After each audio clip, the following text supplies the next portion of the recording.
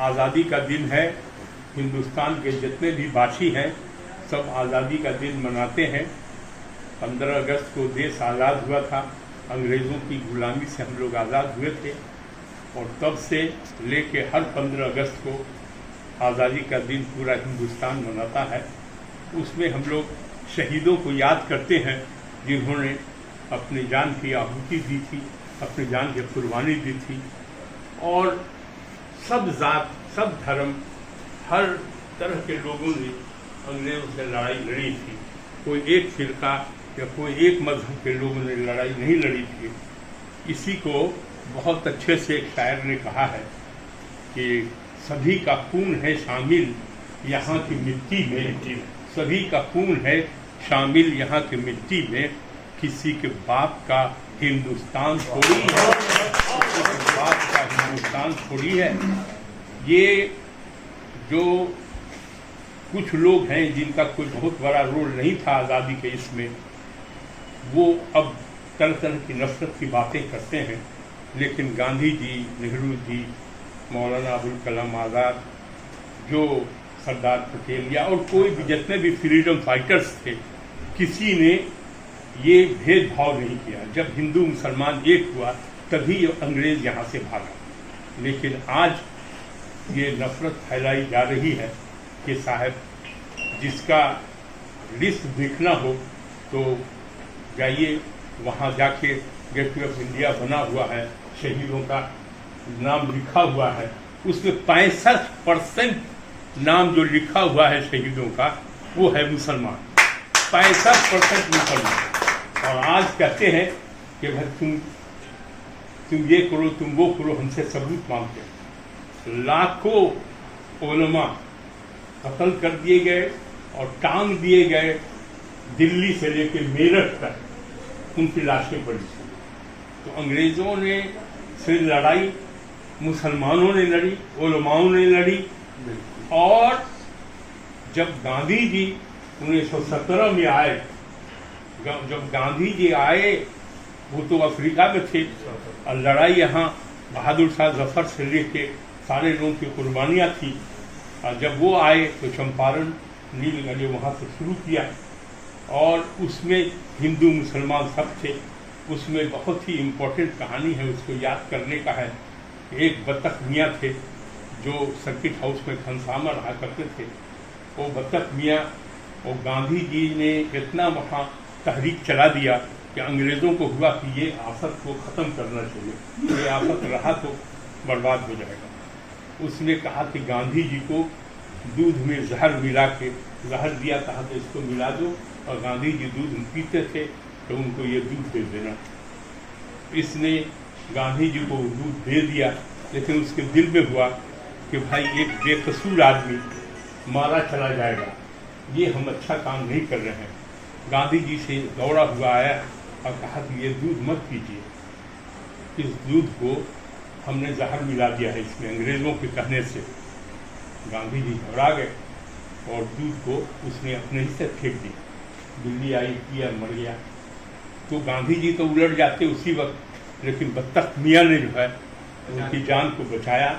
उसको याद करने के तवारीख में उसको याद नहीं लोग करता। उसी तरह से हज़ारों हज़ार मुसलमानों की कुर्बानियाँ हैं, हम सब भूले हुए हैं। हम चाहते हैं कुछ नाम पढ़ दें, सबका नाम तो है नहीं, लेकिन कुछ शहीदों का नाम है जिन्होंने लड़ाई लड़ी थी और देश को आज़ाद किया था। और जब तक सब जात, सब मजहब के लोग नहीं मिले तब तक अंग्रेज़ यहाँ से भागा नहीं। अब इसमें है बहादुर शाह जफर से शुरू कीजिए तो बदरुद्दीन तैयब जी, मौलाना फजल हक खैराबादी, उबैदुल्ला सिंधी, अशफाकुल्ला खां, बेगम जीनत महल। अब अशफाकुल्ला खां में भी है कि अशफाकुल्ला खां, राम प्रसाद बिस्मिल और चंद्रशेखर, ये सब लोग थे, साथ में थे। और इन लोगों ने सोचा कि अंग्रेज़ को जब तक कि कोई जख्म नहीं लगेगा, धक्का नहीं लगेगा तो अंग्रेज़ भागेगा नहीं। इन लोगों ने सरकारी खजाना लूटने का प्लान बनाया, लूट लिया। खैर, ये अशफाकुल्ला खां और राम प्रसाद बिस्मिल की बड़ी गहरी दोस्ती थी। एक हिंदू थे, एक मुसलमान थे, लेकिन दोस्ती दोनों की बहुत ज़बरदस्त। कहानी है कि अशफाकुल्ला खां जब बीमार पड़े, और 5 वक्त के नमाजी थे अशफाकुल्ला खां, कभी छोड़ा नहीं उन्होंने। और राम प्रसाद बिस्मिल आर्य समाजी थे। राम प्रसाद बिस्मिल तो बीमार जब पड़े तो वो राम राम राम प्रसाद बिस्मिल पूरा नहीं पुकार पाते थे, गुरूदी के आलम में राम राम कहते थे। तो लोग घबरा गए कि भाई मुसलमान होकर के राम का नाम ले रहा है। तब एक आदमी जो राजनीतिक आदमी था उसने कहा नहीं राम प्रसाद बिस्मिल को पुकार रहा है। फिर राम प्रसाद बिस्मिल आए, उनसे मिले उले, तब वो अच्छे हो। इतनी गहरी दोस्ती थी दोनों में। अशफाकुल्ला खां को जब फांसी दी, सबको फांसी हुई है, अशफाकुल्ला खां को जब फांसी दी गई थी तो पूछा गया कि आपके कोई आरजू है? तो कहा कि हाँ है। कोई आरजू नहीं है, आरजू है तो बस यही है कि रख दे कोई कफन पे ये आज़ाद हिंदुस्तान के लिए हमारे। ये था आज़ादी उनका, वो आरजू था उनका कि देश आज़ाद हो। कैसे फांसी पे चढ़े। उसका है बेगम हजरत जीनत महल है, हजरत महल है, मौलाना महमूदुल हसन, ये असीर माल्टा है। मौलाना महमूदुल हसन साहब रेशमी रुमाल का प्रोग्राम शुरू किया था। उस रेशमी रुमाल में भारत माँ की तस्वीर बनी होती थी और वही रेशमी रुमाल एक जगह से दूसरी जगह जाता था, लोगों को खबर होती थी, लोग जमा होते थे, मीटिंग होती थी। लोगों ने भुला दिया, आज हम लोग से सबूत मांगा जा रहा है। दूसरा है मौलाना सैफुद्दीन किचलू। तीसरे हैं आसिफ अली। आसिफ अली केस लड़ते थे, बड़े भारी बैरिस्टर थे। जितने भी जंग आज़ादी में अंग्रेज के केस में फंस जाते थे तो आसिफ अली जो है, उनकी वाइफ अरुणा आसिफ अली रही है फ्रीडम फाइटर। तो आसिफ आइए आइए तशरीफ लाइए, कुर्सी कुर्सी है एकदम, यहाँ है कुर्सी, यहाँ ना वहाँ नहीं बैठिए, यहाँ बैठिए, आप आगे आ जाइए आइए ना। अच्छा यहाँ ये दाऊद साहब हैं, एक से मेरे साहब हैं। आइए डॉक्टर दाऊद बैठ। इधर से जा रहे थे, देखे कि गाड़ी लगी हुई है। मौलाना मोहम्मद अली जौहर, मौलाना शौकत अली, बी अम्मा, हकीम अजमल खां, डॉक्टर मुख्तार अहमद अंसारी, मौलाना हसरत मुहानी, मौलाना अबुल कलाम आज़ाद, मौलाना आज़ाद सुबानी, मौलाना हुसैन अहमद मदनी, शहीद पीर अली, वारिस अली, शेख बिहारी, ये बिहार के हैं ये लोग। पीर अली भी बिहार ही के हैं। हाँ, बतख मियाँ पढ़ दिया। और उलमाए सादिकपुर, यहाँ सादिकपुर है, वहाँ भी तहरीक बहुत ज़बरदस्त हुई थी। वो लोग अंग्रेज़ों से लड़े थे, वो जानते हैं, वो भाई हमारे वकील साहब जानते होंगे उसमें। उसके बाद है मौलाना मजहरुल हक। और मौलाना मजहरुल हक गांधी जी जब आए थे तो वो उनको वो राजेंद्र प्रसाद के यहाँ गए। राजेंद्र प्रसाद का जो नौकर था, वो नौकर उनको पानी नहीं दिया गांधी जी को। छुआछूत इतना था कि जिसका ने पूछा कि क्या है नहीं है, तब जाकर के हार के गांधी जी मौलाना मजहरुल हक साहब से बैरिस्ट्री जब कर रहे थे, तो दोनों बैरिस्ट्री कर रहे थे, तो उनसे ताल्लुकात था, तो उनका पता पूछा। आखिर सारा अरेंजमेंट वहाँ मोतिहारी जाने का सब कुछ का मौलाना मजहरुल हक ने किया था। और बहुत बड़े फ्रीडम फाइटर, और उनका सब दिया हुआ ये सदाकत आश्रम वगैरह सब भी जो है सब उन्हीं का दिया हुआ है। अपनी जितनी प्रॉपर्टी थी वो देश की आज़ादी के लिए उन्होंने निछावर कर दिया। और मौलाना मजहरुल हक पर भी यूनिवर्सिटी बनी, वो भी बंदा मैं कह सकता हूँ कि हमने उस यूनिवर्सिटी का इनॉग्रेशन कराया था। अब वो यूनिवर्सिटी शक्ल में है, मौलाना मजहरुल हक अरबी फारसी यूनिवर्सिटी।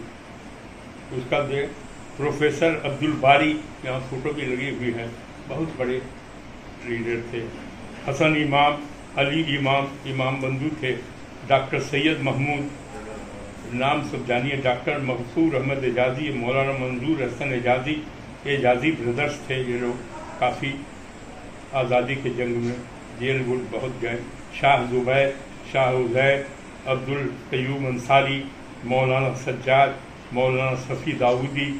अब कितने का नाम लिया जाएगा। हम अपने चीफ मिनिस्टर रहे अब्दुल गफूर साहब, वो भी बहुत बड़े फ्रीडम फाइटर थे। आइए मैडम, एक कुर्सी दे दीजिए उनको बैठने दीजिए। आप दूसरी कुर्सी ले लीजिए, बैठ जाइए, बैठिए, बैठिए ना, अब बैठिए, वो ले लेंगे, कुर्सी ले लेंगे मोबाइल का। तो ये जो हमारे ये कहना है कि हर जात के लोगों ने, सब ने किया। हमारे प्रधानमंत्री ये जब दूसरा उनका फेक हुआ तो उन्होंने विज्ञान भवन में एक भाषण दिया। भाषण ये दिया कि अल्पसंख्यक जो है उसको और गरीबों को, ये दोनों को छला गया। इन लोगों को कांग्रेस ने कुछ नहीं दिया, खाली वोट लिया, ये हुआ। तो उन्होंने कहा कि मैं छलूंगा नहीं, मैं इनको रोजगार दूंगा, मैं इनके लिए पढ़ाई का इंतजाम करूंगा और सबका साथ, सबका विश्वास, सबका। प्रधानमंत्री ने यह भाषण दिया, लेकिन कुछ जो ना समझ लोग अभी भी देश में हैं वो प्रधानमंत्री की बात को नहीं मानते, भेदभाव करते हैं। हिंदुस्तान भेदभाव का नहीं है। हिंदुस्तान का एक जो संकल्प है उसको गांधी जी से लेकर नीचे जितने हैं, मौलाना आजाद हो, जितने हो, सब ने किया। वो था सर्वे भवन्तु सुखिनः, सर्वे सन्तु निरामया, सर्वे भद्राणि पश्यन्तु माँ कश्चित् दुर्भाग्। माने सब सुखी रहे, कोई भेदभाव नहीं। यहाँ उन लोगों ने कहा कि राम राज रहेगा, कोई भेदभाव नहीं होगा। जैसे हमारे यहाँ मुख्यमंत्री ने विकास तो सबने किया, थोड़ा बहुत जितना भी जिनको शक्ति थी, लेकिन हमारे मुख्यमंत्री का फर्क ये है कि इन्होंने विकास किया, न्याय के साथ विकास किया।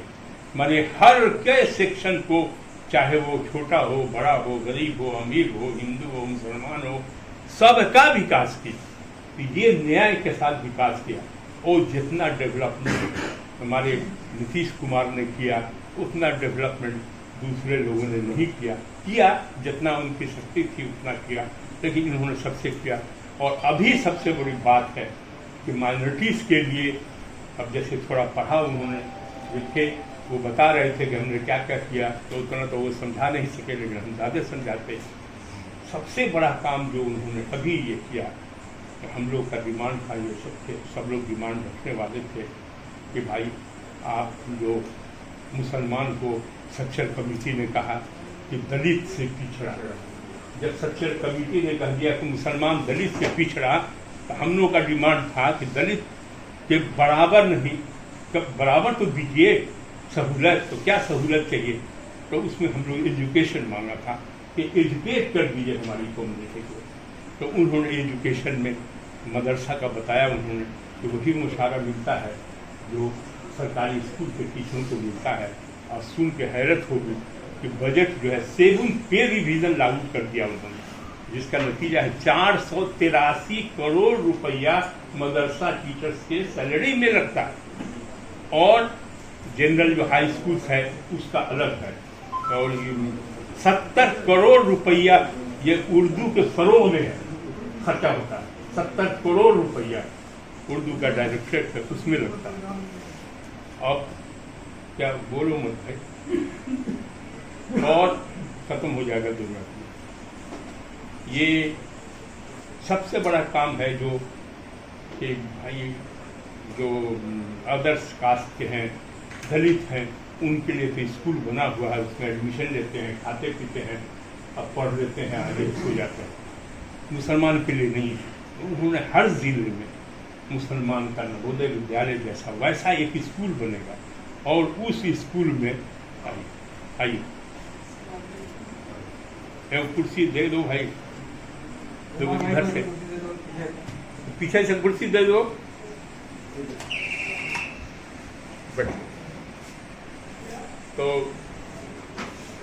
इन्होंने 57 करोड़ रुपया खर्चा करके हर जिला में एक स्कूल बनेगा नवोदय विद्यालय जैसा, जिसमें 9वां 10वां 11वां 12वां की पढ़ाई होगी, फ्री खाना पीना रहना सहना कपड़ा लता, 100 बेड है लड़का के लिए, 100 लड़की के लिए। ये बड़ा काम किया। तो इसमें ज़मीन चूँकि वक्त कोई देनी है, तो वक्त ने जो ज़मीन दिया 10-12 जगह में दिया है, जिसमें 5 जगह बनना शुरू हो गया। उसमें दरभंगा में, मधुबनी में और किशनगंज में, पूर्णिया में, इस सब में बनना शुरू हो गया। 57 करोड़ से उसकी बिल्डिंग बढ़ गई। ये एक बड़ा काम इसको रहा। दूसरी ये है कि कोई कॉमन राइट नहीं हो, कोई भेदभाव नहीं हो, नौकरी मिले, उसका उपाय है कि भाई उसको इंसाफ मिले। और सुन के हैरत होगी, आपका कागज़ पर लटका हुआ रहता था मैंने अरबी फारसी यूनिवर्सिटी मौलाना मजरूल्लाह का, कहाँ पर था किसी को मालूम नहीं था। नीतीश कुमार ने 85 करोड़ रुपया खर्चा करके आपके लिए बना दिया मौलाना अरबी फारसी यूनिवर्सिटी। उर्दू की पढ़ाई, अब उर्दू के लिए प्रॉब्लम हो रहा था, सब प्रोफेसर रिटायर कर गए। इन्होंने हल्ला हुआ कि भाई कौन पढ़ाएगा उर्दू कॉलेज में, तो चेयरमैन को बुला के इंस्ट्रक्शन दिया कि 3 महीने के अंदर इनका इंटरव्यू कराइए। और 85 उर्दू का असिस्टेंट प्रोफेसर हर एक कॉलेज में था। तो मतलब है कि ऐसा नहीं है कि ये काम है, लेकिन है ये कि जो भी जिस राज्य में भी हो नाइंसाफ़ी हो, उसके खिलाफ आवाज़ उठाना चाहिए, चाहे अपनी सरकार भी हो। अगर गलत काम करता है तो उसको, गांधी जी ने कहा कि भाई गलत काम का, लेकिन किस तरीके से वायलेंस नहीं करना चाहिए, सत्याग्रह के माध्यम से उसको एजुकेशन करना चाहिए और रखवाना चाहिए। क्योंकि हम लोग को और भी बहुत सा काम है करना, क्योंकि कल बहुत बड़ा प्रोग्राम है। तो आखिरी बात कह के ख़त्म करते हैं कि तुम तसस के साथ रहो या चमन के साथ रहो, तुम तसस के साथ रहो या चमन के साथ रहो, जहाँ कहीं भी रहो बांकपन के साथ रहो, हजार आए ज़माने में इनकलाब, मगर तुम्हारा फर्ज है अपने वतन के साथ रहो। ये बात को करने के लिए इस जलसे को खत्म किया जाता है। अब आप लोग आए सुने तो लोगों को है कुछ